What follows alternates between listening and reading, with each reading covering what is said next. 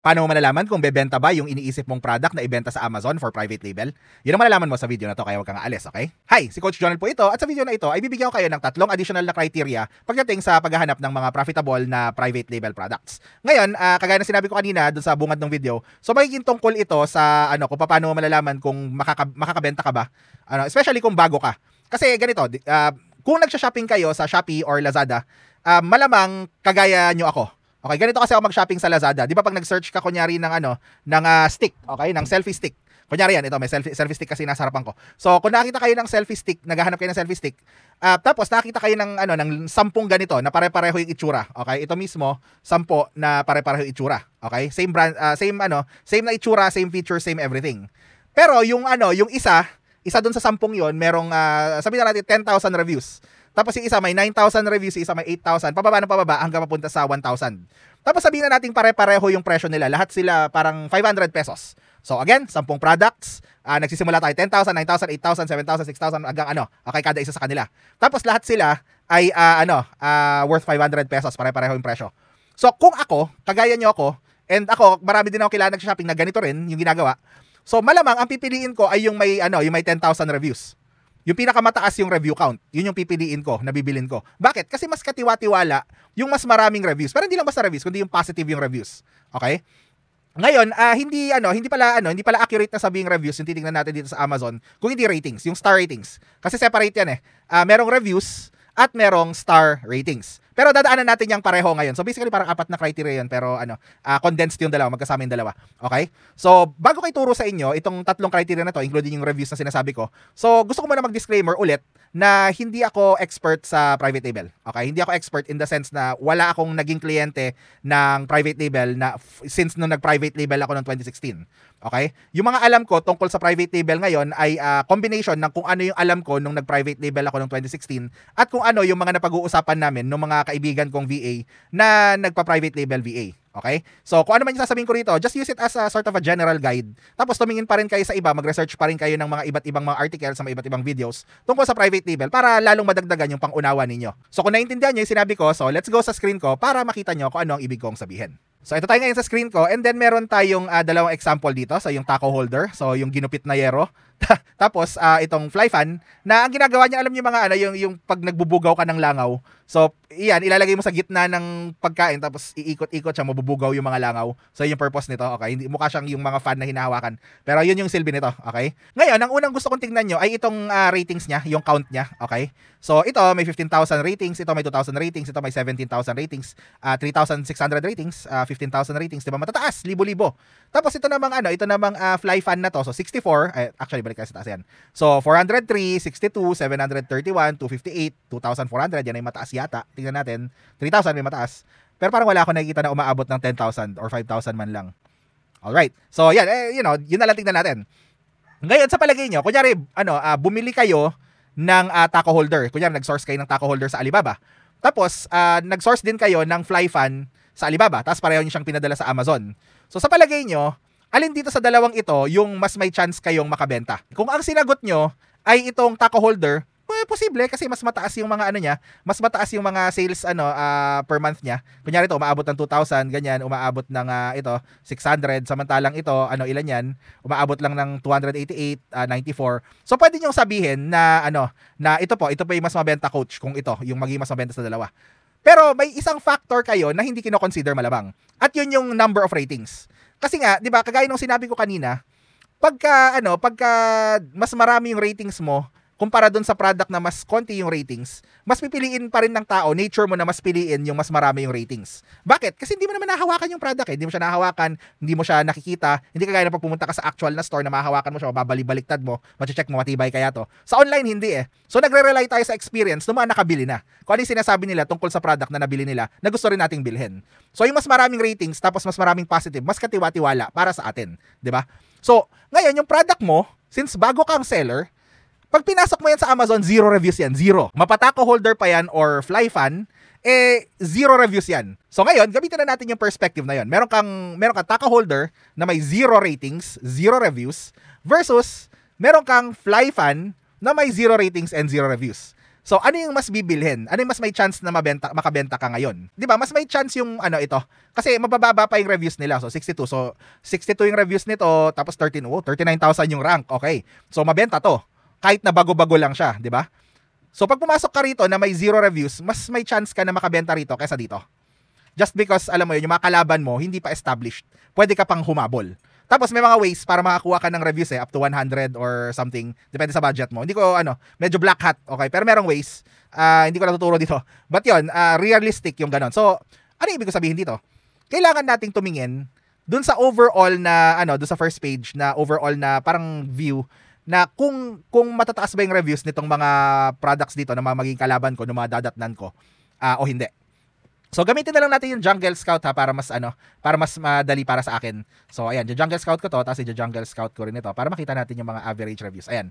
So, average ratings, sorry, sinasabi ko lagi reviews. Average ratings nito ay 2,000. Ito yung taco holder, di ba? Tapos, itong average ratings nito ay 605. So, mas mababa yung average ratings, tapos papasok ka ng 0. So, mas may chance ka dito. So, kung ako lang naman, at ito yung ginawa ko noon, okay? Tapos, ito rin yung sinasabi sa akin nung mga VA na kaibigan ko. So, isa daw sa mga criteria nila ay yung mga may 500 and below dapat na product na bumebenta. Okay? 500 ratings and below na bumebenta. Okay? So, kunyari ito, tingnan natin itong taco holder. Meron ba tayo nakita dito sa first page na, na mababa yung review count? Kunyari, ay ratings count, 500. Tingnan natin, So, parang wala yata. Ayun, 26 tapos 11.99. Okay, sige, posible. 66,000, maganda yan. Okay, may isa. Okay. 16 sponsored. Hindi natin i-count yung sponsored kasi nga artificial yan, ina-advertise. Tingnan, ayun, below 500 to.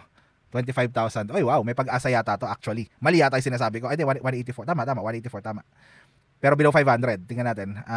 223, 44. Pero makulay siya. Okay. 124. Sponsored. Okay. So, I guess mali yata ako. May pag-asa yata to. 192. Tapos, kung based lang dito sa rating count. So, maganda naman yung sales rank niya. So, I guess mali ako. May pag-asa pa yata to. 445 tapos Pero mas maganda 'di ba may under 100 di ba? Ito kasi hindi ko pwedeng i-count to kasi advertised, sponsored siya. Samantalang dito sa Flyfan, tingnan natin. Okay? Hinanda ko lang kasi itong mga example na to kanina so hindi ko na-assess ng maayos na matagal. Pero ito, tingnan natin, 4-pack 220. So, 59. Pero gusto ko yung under 100 sana hanggat maaari. Kasi parang kung under 500, kunyari may 400 something ratings, mahirap na rin habulin yun eh. Unless gagamit ka ng mga, kunyari may mga reviewers ka na. Okay, pero mas gusto ko na under 100 kahit isa man lang. So yan, may potential, 458,000 nga lang yung sales rank. So ewan ko. Kung nagugulang kayo sa sales rank, the lower the sales rank, the more it sells. Okay, nandiyan sin sa mga lumang videos ko, tingnan nyo na lang. Okay, meron ako dyan. Tingnan natin dito, 79, 349. I guess meron namang konti. Yung mga bagong bagay, kahit paano, bumibenta naman. Tingnan natin yung balikan natin yun. So, itong 64 reviews na 458,000, 75 units sold. Okay na rin. 75 units, tatanggapin ko na to. Kung malaki-laki naman yung tubo ko, okay na sa akin yan. Okay? Tingnan natin, yung 79 reviews, tapos 349,000, 128. Okay na rin sa akin yan. Okay na sa akin yan. So, yun, ito yung mga titingnan ko. So, kung ako lang, ito yung ginawa ko noon at parang yun nga, naghanap ako ng kahit isa man lang na may under 100 na, maganda yung sales rank, maganda yung monthly units sold na acceptable sa akin. So, yun ang hinahanap ko. So, yun ang hanapin ninyo. Kung ako lang naman again, guide lang to, kaya tumingin kayo sa iba. Ngayon, para sa akin, the more na makakita ka ng mga ganito, na mga under 100 na, may maganda-gandang sales rank, may magandang monthly units sold, the more likely na makakabenta ka. Okay? Para sa akin lang. Tapos, para sa akin din, ayoko makakita ng product na, na ilan, na dito na marami, na above 10,000 yung reviews. Bakit? Kasi authority na sila eh. Kunyari dito, 'di ba? Nakita nyo kanina mga 15,000 na ganyan. Parang ayoko nang labanan yung mga yon. Kasi parang yung likelihood na yung sa kanila yung bilhin, lalo na kung kamukha nung balak kong product yung product nila.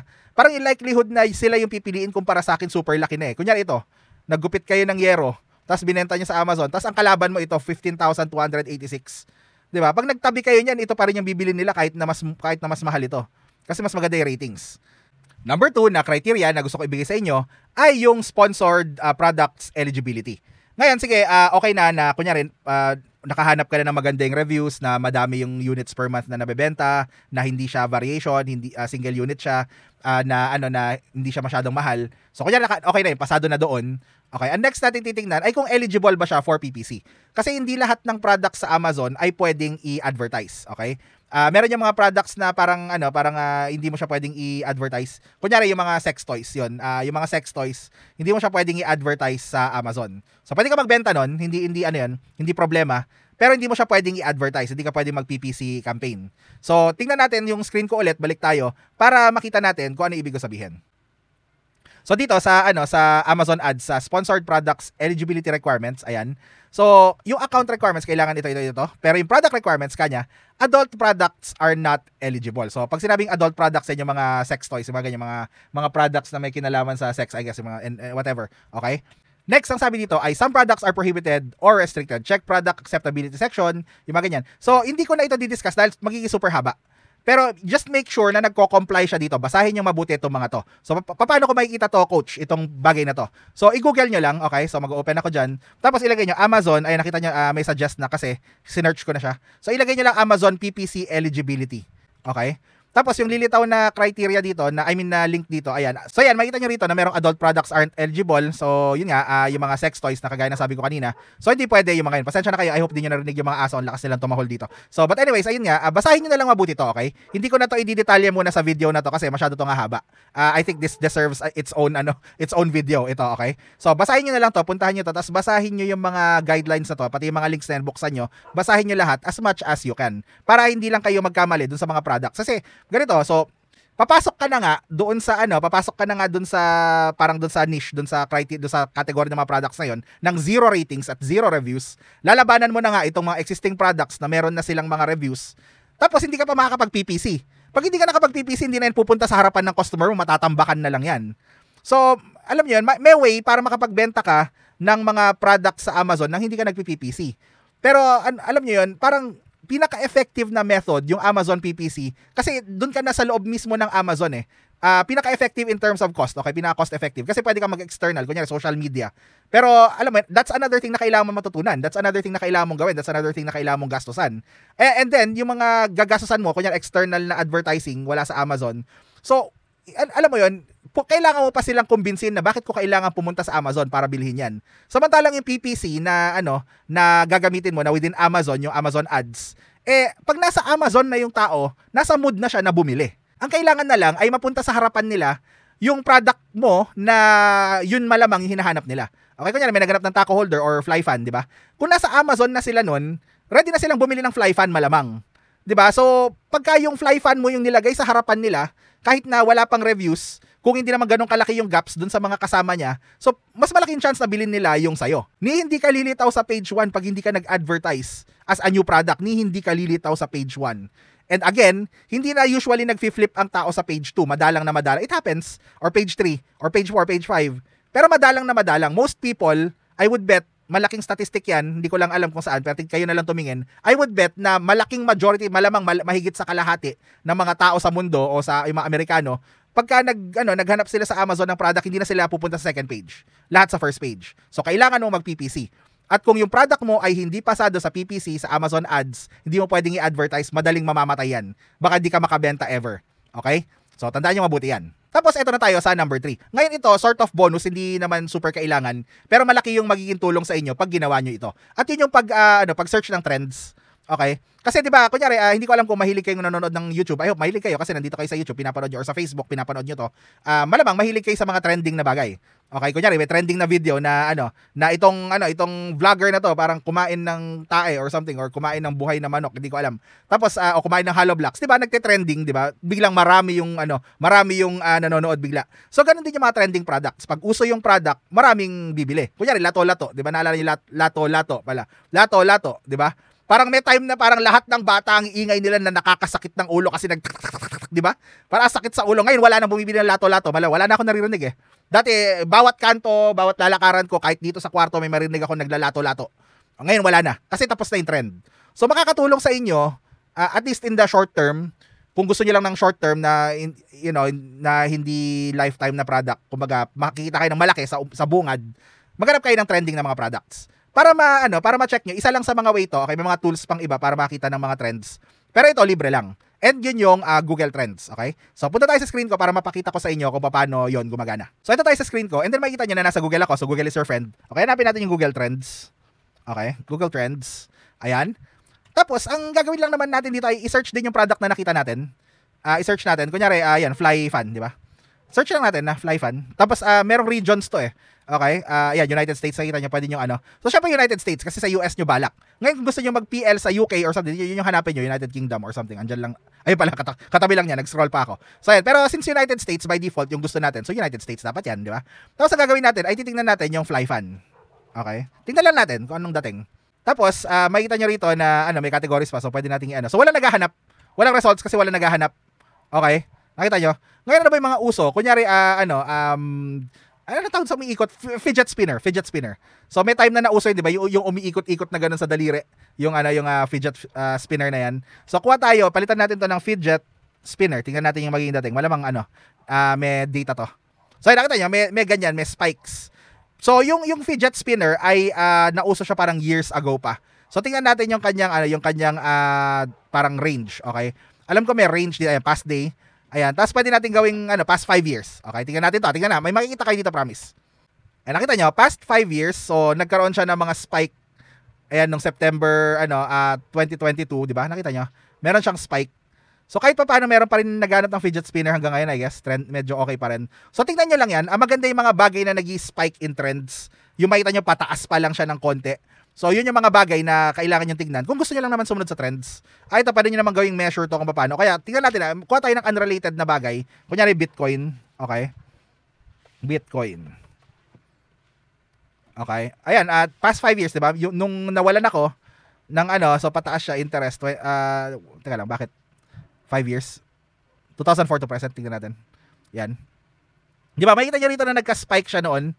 'Di ba, around 2018 yan yung time na nag-invest ako sa Bitcoin. Yan yon. Tapos wala na naman siya, parang hindi na maugong. Tapos kailan lang nung mga 2020 nung pandemic, parang ang ugong na naman ng Bitcoin, 'di ba?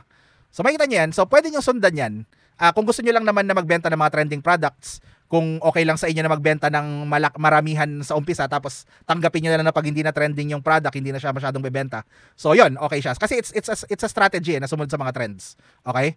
Ako lang, hindi ako masyadong fan ng mga trending products. Ako lang, personally lang naman. Okay, fan ako ng mga evergreen. So pag sinabi evergreen, yung mga alam ko na bebenta ng bebenta, na palaging kakailanganin ng tao, yung hindi basta mauuso, parang hindi siya lalakas, hindi malakas. Pero at least tuloy-tuloy na meron, na matagal kong mabebenta tong product na to ng tuloy-tuloy. So kayo na lang bahala doon kung ano yung gusto nyong piliin. Pareho lang naman na okay na strategy. Ang mahalaga lang naman is kumita tayo, di ba?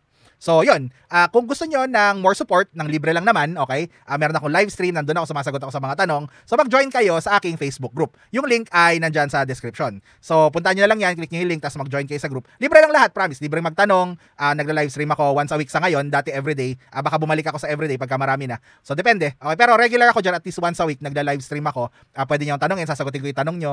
Lahat pwede kong sagutin, basta alam ko. Tapos kung nagustuhan nyo tong video na to at nakatulong sa inyo, paki-like naman para matuwa naman ako. Tapos huwag nyo rin kalimutang mag-subscribe para makita nyo yung mga future videos ko at mapanoorin nyo rin yung mga dati ko pang videos para mas matuto pa kayo. So maraming salamat po, si Coach Jonel po ito, and I will see you next video.